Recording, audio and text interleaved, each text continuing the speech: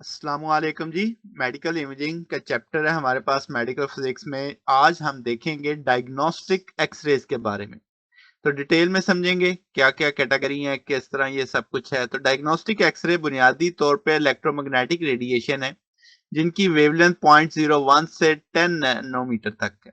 और ये अगर फ्रीक्वेंसी रेंज देखी जाए तो 3 इंटू 10⁻16 टू 3 इंटू 10⁻19 हर्ट्ज तक। तो इलेक्ट्रोमैग्नेटिक स्पेक्ट्रम से बिटवीन अल्ट्रावायलेट और गामा रेज के बीच के स्पेक्ट्रल रीजन में ये आती है। अगर हम प्रॉपर्टीज देखें तो जैसे मैंने वेवलेंथ बोली कि 0.01 से 10 नैनोमीटर है।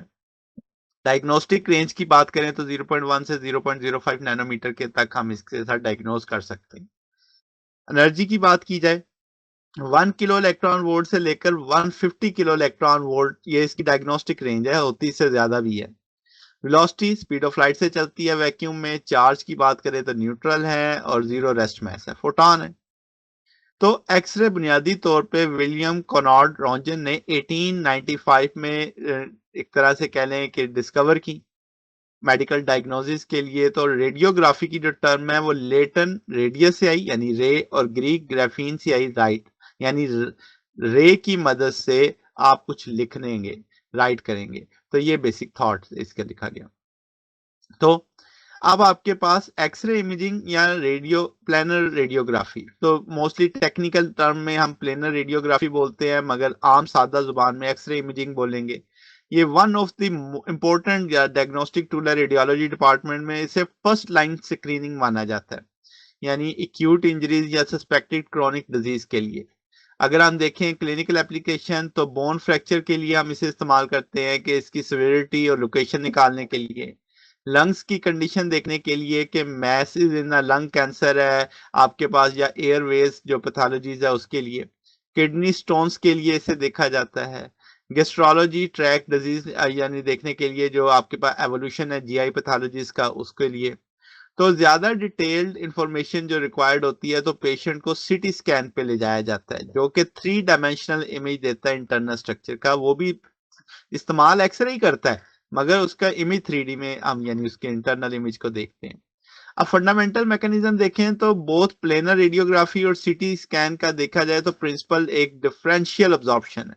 क्या मतलब कि हर जो degree of varying degree of absorption है डिफरेंट टिश्यूज की वजह से कि वो एक्सरे को अब्जॉर्व करने की सलाहियत मुख्तलिफ है, उसकी बुनियाद पे हम इसको स्टडी करते हैं।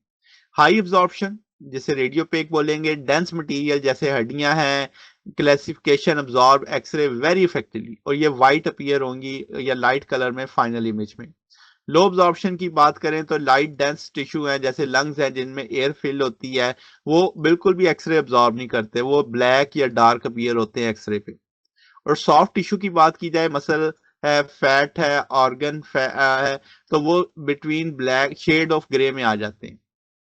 अब अगर हम बात करें कि प्लेनर रेडियोग्राफी जिसे हम सादा एक्सरे बोल देते हैं देसी जुबान में, तो वो उसका प्रिंसिपल क्या है? तो ये जनरेट करता है और डायरेक्ट एक्सरे भेज देता है पेशेंट की तरफ। पेशेंट के टिश्यू डिफरेंटली अब्सॉर्ब करते हैं एक्सरे को। अब एक्सरे जब पास करती है बॉडी से तो कुछ स्कैटर्ड हो जाती हैं। ये स्कैटर्ड रेडिएशन डिटेक्टर पे जब फॉल करती हैं रैंडम डायरेक्शन से तो एक यूनिफॉर्म बैकग्राउंड फॉग बनती है, जो कि इमेज का कंट्रास्ट कम हो जाता है, यानी इमेज वाजे ही नहीं बनता। तो ग्रिड प्लेस की जाती है between the patient and detector ताकि ये स्कैटर्ड रेडिएशन को अब्सॉर्ब किया जा सके। सिर्फ वो रेडिएशन जो सीधी जा रही है स्ट्रेट, उनको गुजरने दिया जाए, तो सोर्स और डिटेक्टर के बीच में से। तो इससे शार्प इमेज आता है आपके पास। तो solid state flat panel detector होता है, जैसे आप यहाँ पे देख सकते हैं, ये क्रॉस पे जो है वो अब्सॉर्ब हो रही है, सिर्फ स्टेट वाली गुजर रही हैं। पेशेंट जो होगा उसका जो मॉडर्न डिटेक्टर है वो एक्सरे कैप्चर करते हैं जो बॉडी में से गुजरी, और उन कन्वर्ट एक्सरेज को कन्वर्ट करते हैं लाइट में, फिर वोल्टेज में, और फाइनली एक डिजिटल इमेज में। ये इमेज 2D प्रोजेक्शन होता है टिश्यूज का जो एक्सरे जिनमें से गुजर के आई है।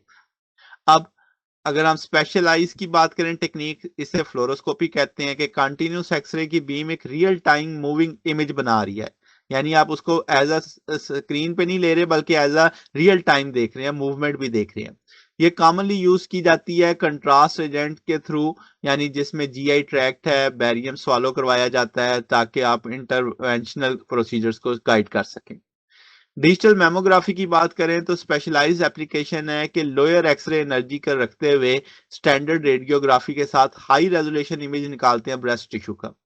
और इसी तरीके से डिजिटल सब्ट्रैक्शन एंजियोग्राफी है, यानी आप ये टेक्निक यूज करते हैं विजुलाइज करने के लिए ब्लड वेसल्स को हाई रेजोल्यूशन के साथ, और एक मास्क इमेज बनता है यानी विदाउट कंट्रास्ट, जो डिजिटली सब्ट्रैक्ट किया जाता है सब्सिक्वेंट इमेज से आफ्टर द कंट्रास्ट इंजेक्शन, और जिससे बोन रिमूव हो जाती है, सॉफ्ट टिश्यू रिमूव हो जाते हैं, क्लियर व्यू आता है किसका, वेसल्स का।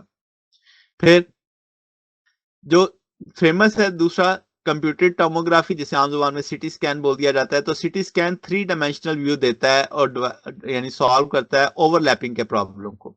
जो एक टिश्यू दूसरे टिश्यू पे होता है तो डिफरेंट टिश्यू अपीयर करते हैं stack to one on top है, जब हम फ्लैट एक्सरे को देखते हैं। तो आपके पास हेड ट्रॉमा के अंदर लीवर ऑर्गन इमेजिंग के लिए कम्प्लेक्स कार्डिक विजुअलाइजेशन के लिए इसे इस्तेमाल करते हैं। अब इसमें क्या होता है कि आप एक्सरे सोर्स को और जो बैंक ऑफ डिटेक्टर है उनको रोटेट करते हैं रैपिडली पेशेंट के गिर्द, जैसे आप इस तस्वीर में देख सकते हैं, और लेस देन 1 सेकंड पर रेवोल्यूशन होती है, यानी बड़ी तेजी से आता है। तो projection series of 1D projection आता है जिसको बहुत सारे एंगल से लेते हैं। फिर पावरफुल कंप्यूटर मैथमेटिकली एल्गोरिथम को इस्तेमाल करते हुए इनको 1D स्लाइस से 2D क्रॉस सेक्शन में ले जाते हैं। अब इसके अलावा वॉल्यूम एक्विजिशन है, हेलिकल और स्पाइरल सिटी स्कैन होते हैं। ये सारे हम आगे डिटेल में स्टडी करने वाले हैं, कंप्यूटर सिटी स्कैन भी और आपके हेलिकल स्पाइरल भी, मल्टी डिटेक्टर भी। पेशेंट के टेबल को कंटिन्यूसली मूव किया जाता है रोटेशन में, इसे हम हेलिकल या स्पाइरल बोल देते हैं। मल्टी डिटेक्टर में मॉडर्न स्कैनर होते हैं, 320 डिटेक्टर एक रो में होते हैं जो एनेबल करते हैं होल बॉडी इमेजिंग को। तो अगर हम कंपैरेटिव स्टडी करें तो प्लेनर रेडियोग्राफी और कंप्यूटेड टोमोग्राफी के अंदर ये 2D होगा फ्लैट प्रोजेक्शन, ये 3D क्रॉस सेक्शन में आएगा। हाई होगा, इसमें टिश्यू ओवरलैप ज्यादा होगा, यानी छुप जाएंगे एक दूसरे के पीछे, इसमें कोई नहीं होता, सिटी स्कैन में एलिमिनेट कर देता ओवरलैपिंग। इंस्टेंटेनियस होती है, ये भी बहुत फास्ट होती है मगर कुछ सेकंड्स लगते हैं इसको। रेडिएशन डोज बहुत कम होती है, इसमें हाई होती है। बोन्स, लंग्स और इनिशियल स्क्रीनिंग के लिए इस्तेमाल करते हैं प्लेनर रेडियोग्राफी को। Trauma, soft and organ detail और वेस्कुलर के लिए सिटी स्कैन इस्तेमाल होती है। चीप है, वाइडली अवेलेबल है, ये एक्सपेंसिव होती है और लेस अवेलेबल होती है। तो ये बेसिक सा एक आउटलाइन है हमारे पास। अगर आपको इसमें कोई बात पूछनी हो, डाउट हो, नीचे कमेंट्स में पूछ सकते हैं। वीडियो अच्छी लगी हो वीडियो को लाइक कीजिएगा, दोस्तों के साथ शेयर कीजिएगा, चैनल को सब्सक्राइब कर दीजिएगा। अब तक के लिए इतना ही, बाकी इंशाल्लाह नेक्स्ट देखेंगे। ओके, अल्लाह हाफिज।